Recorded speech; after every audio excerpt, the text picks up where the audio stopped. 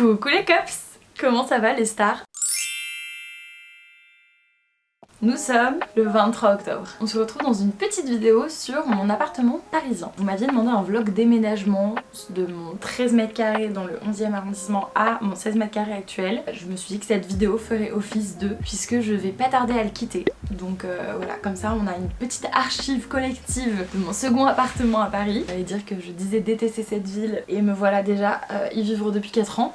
Donc petite vidéo pour répondre à toutes vos questions sur le sujet. J'avais reçu pas mal de questions en DM à l'époque. Je vais aussi reprendre des questions de ma première vidéo. J'avais présenté mon 13 mètres carrés dans une vidéo YouTube, donc si vous voulez voir ce que ça donnait, c'est juste ici. En vrai, 3 mètres carrés ça fait vraiment la différence. Pour vous projeter un peu, ma cuisine fait 1,82 mètres carrés et ma salle de bain 2 mètres carrés. Donc en fait, les 3 mètres carrés supplémentaires, c'est l'ajout d'une cuisine et d'une salle de bain et pourtant d'avoir une pièce de vie. J'ai l'impression d'avoir un 3 pièces parce qu'en fait, j'ai des sortes de micro-pièces, donc ça fait des sortes de petits espaces délimités. Ce qui est beaucoup plus agréable que mon ancien appartement qui était juste une sorte de pièce en longueur. Il y avait un tout petit espace salle de bain. J'ai toujours eu la chance d'avoir une salle de bain et des toilettes dans mon appartement. Ça a toujours été le premier critère principal. Et là maintenant que j'ai 25 ans, je rêve aussi d'une machine à laver et d'un matelas. On évolue, on grandit, on a de nouveaux rêves. C'est beau. Donc je vais bientôt quitter ce cocon parisien pour emménager avec mon amoureux. Moi, avec un homme. No. La misandre en moi est screaming. Donc voilà, je quitte cet appartement pour aller emménager dans quelque chose en dehors de Paris. Donc je vous présente un peu l'appart et je réponds un petit peu à toutes vos questions.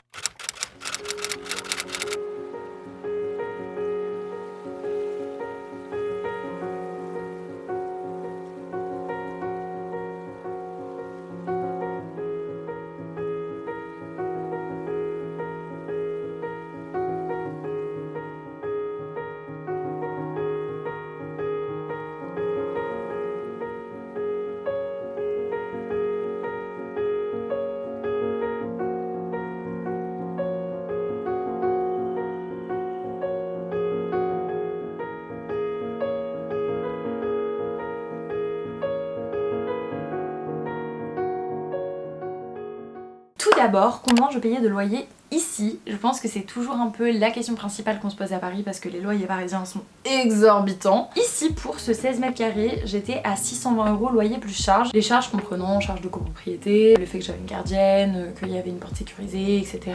Qu'il y avait le ménage de fait dans les parties communes. Tout ça c'est compris dans les charges et j'avais aussi l'eau froide. Et à côté de ça, je payais l'électricité à part pour cette surface là, puisque c'est une passoire énergétique. Il y a de beaucoup d'appartements à Paris qui sont sous les toits, donc d'électricité j'étais à quasiment 100 € l'hiver. Parce que si je me chauffais un peu, j'étais quand même frigorifiée donc il fallait que je me chauffe pour de vrai. Et donc à l'année ça me faisait à peu près, je suis à 50 € de facture d'électricité par mois. En tout et pour tout je suis à 670 €, hors box etc. Moi je m'en tirais plutôt bien, j'étais très contente. Je restais dans Paris, dans le 12e arrondissement à 2 pas du bois de Vincennes. Donc c'était exceptionnel pour aller courir, c'était un vrai bonheur, ça va me manquer de fou. Comment je l'ai trouvé? À Paris c'est toujours un peu la guerre, tu visites des appartements, ton dossier ne passe pas. Pour cet appart j'ai eu vraiment beaucoup de chance et la plupart des gens qui ont un appartement à Paris ont souvent une histoire de telle personne m'a aidé ou alors j'ai réussi à le choper parce que la providence a été avec moi. Et moi pour le coup j'ai vraiment eu la providence avec moi. Je venais pour visiter l'appartement d'en face en fait qui est en 17 mètres carrés avec les toilettes sur le palier. Ça me faisait absolument pas rêver. Et je me disais bon il a quand même l'air lumineux, on verra. C'était sur le bon coin donc c'était pas avec une agence donc je me disais au pire ça peut être temporaire parce qu'il fallait absolument que je quitte mon 13 mètres carrés puisque mes proprios me mettaient dehors, ils allaient le donner à leur petite fille. C'est l'une des raisons pour lesquelles on peut virer un locataire. Donc il fallait absolument que je trouve un logement. Et en arrivant ici, je croise quelqu'un dans les escaliers, un jeune homme, et je monte jusqu'au 6e étage sans ascenseur.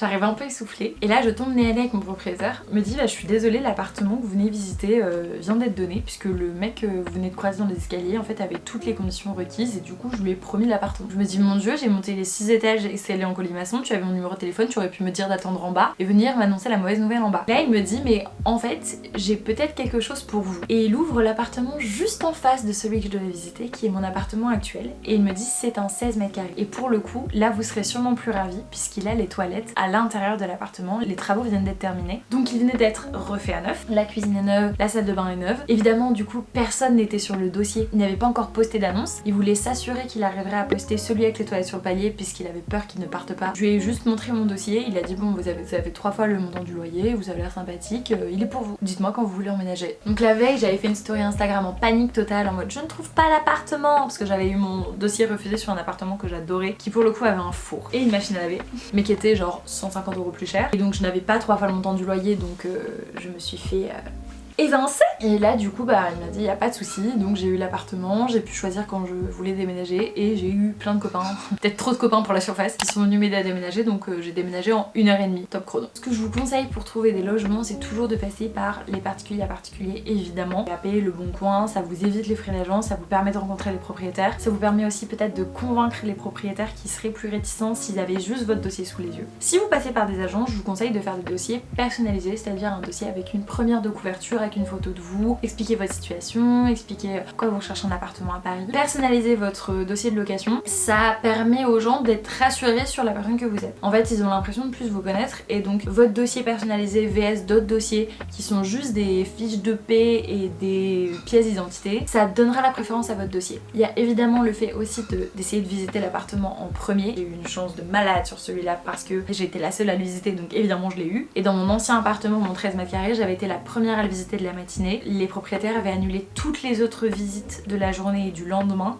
puisqu'ils avaient voulu me le donner à moi puisqu'ils m'avaient trouvé très sympathique. Ça c'est moins le cas avec les agences parce que les agences vous font visiter, après ils donnent tous les dossiers, ils envoient tous les dossiers aux propriétaires, donc les propriétaires ont tous les dossiers d'un coup. Mais si vous visitez avec des particuliers, essayez de visiter en premier, c'est hyper important. Actuellement le marché du logement à Paris c'est un enfer, donc en vrai n'hésitez pas à vous faire aider par une agence si vous en avez les moyens. Je sais que mon copain est passé par une agence et il a eu son appart en 1 semaine en banlieue parisienne. Il a vraiment pas trop galéré. Si vous êtes étudiant, bon courage, il faut des bons garants. Allez, faites la caution visale de l'État, ça peut vraiment aider, il y a beaucoup de propriétaires qui préfèrent ça. Donc, mon propriétaire m'avait demandé si je pouvais pas avoir la caution visale de l'État. Et j'étais en mode, mais as-tu vu mes garants? Et il était en mode, oui, vos garants sont top, ce sont vos parents, c'est génial. Ce sont des fonctionnaires, donc les fonctionnaires ne peuvent pas être virés, c'est top. Mais je préfère encore être assurée par l'État. Donc n'hésitez pas à le faire, surtout si vous n'avez pas forcément des bons garants. J'ai pas mal aménagé l'appartement en venant ici, c'était encore un meublé. Donc les meublés c'est pratique parce que vous avez que 1 mois de préavis. Une fois que je dépose mon préavis, j'aurai plus qu'1 mois à attendre et je devrais pas donner 3 mois de loyer dans le vide. Après c'est aussi le cas sur les zones tendues. À Paris, même si vous êtes dans un non meublé, vous avez 1 mois de préavis.